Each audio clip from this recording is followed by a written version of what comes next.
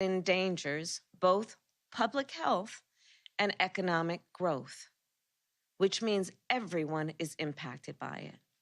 Because just think about it.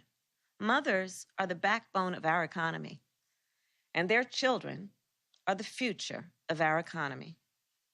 We know that when women do not get the health care they need, families suffer, communities suffer, and our nation suffers. In fact, one estimate suggests that the direct and indirect costs of poor maternal health care could total more than $30 billion. $30 billion in a single year. By the same measure, we know that when we invest in women's health, when we invest in maternal health, economic productivity increases and socioeconomic outcomes improve. It is clear. A healthy economy requires healthy mothers and healthy babies. I will repeat that. A healthy economy requires healthy mothers and healthy babies. And that is why today, on behalf of our administration, I am issuing a nationwide call to action to both the public and the private sector. Through this call to action, federal agencies, businesses, and nonprofits will join together and will work together to solve this crisis. So today, to kick off this effort, our Department of Health and Human Services and Centers for Medicare and Medicaid are launching a new initiative to designate birthing-friendly hospitals. So this is a brand new designation, and the first designation that rates a hospital based on the quality of its maternal health care. In addition, more than 20 companies and nonprofits have pledged to invest more than $20 million in maternal health efforts domestically and more than $150 million globally. They have pledged to invest in remote care monitors for rural communities, to invest in innovative care models for the postpartum period, to invest in education programs for maternal health providers, and so much more. And we will build on these actions in the coming weeks and months. Now, I know we can all agree, we should all agree, that action is long overdue. We have all heard the stories, and some here have lived the stories.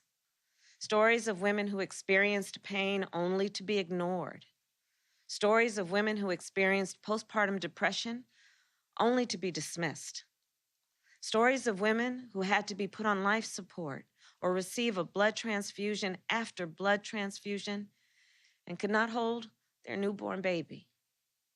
These stories should compel all of us to take on this crisis, to change the systems and to challenge the status quo that has created this crisis. Now, many of you know this has been a big part of my life's work. When I was Attorney General of California, I established the Bureau of Children's Justice to prioritize the needs of our children and their parents and to mitigate against adverse childhood experiences. The point for me has always been clear. What affects the children of our communities affects all of us. As a United States Senator, I crafted one of the first bills in the history of the United States Senate to target racial disparities in maternal mortality and to take on the challenge of dealing with implicit bias in our healthcare delivery system. Together with Congresswoman Alma Adams, who is here with us today, I introduced the Maternal Care Act. Together with Congresswoman Adams and Congresswoman Lauren Underwood, I also introduced the Black Maternal Health Momnibus Act, a comprehensive bill designed to improve maternal nutrition, to expand affordable housing, and to extend our maternal health workforce to include more doulas and midwives. And for so many women, let's note, doulas are literally a lifeline. And so we must support all these healthcare professionals.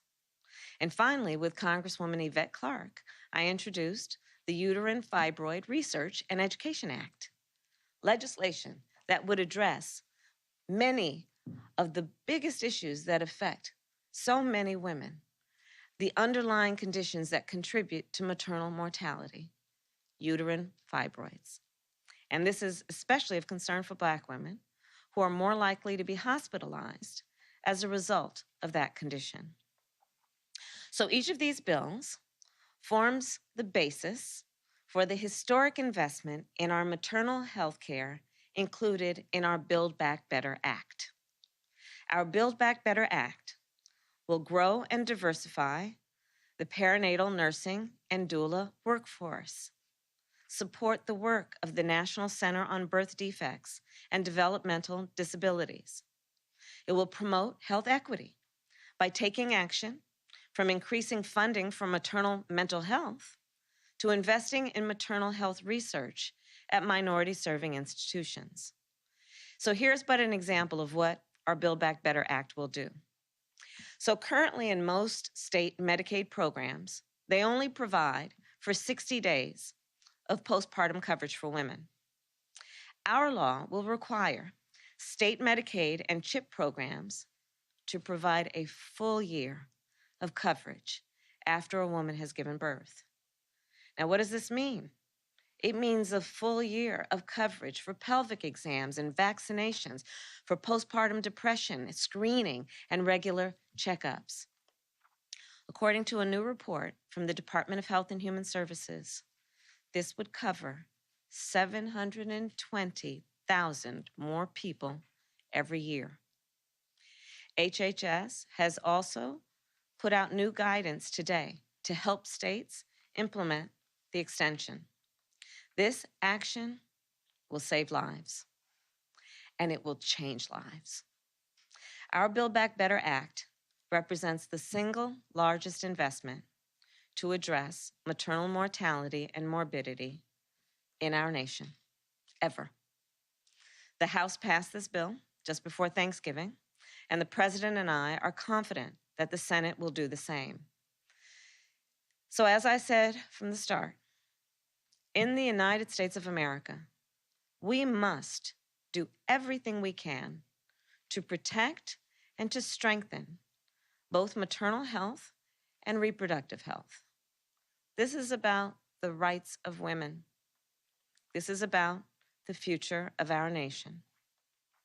And this will take all of us. And the actions we announce today are just the beginning. In April, here at the White House, I invited women who have experienced personally and deeply the tragedy of maternal mortality. Their stories were different, but they described a common feeling, a terrible feeling, the feeling of not being heard. On this day of action, may the women of our nation know, I hear you, we hear you, and we are here to take action. Thank you again. May God bless you, and may God bless America. Thank you.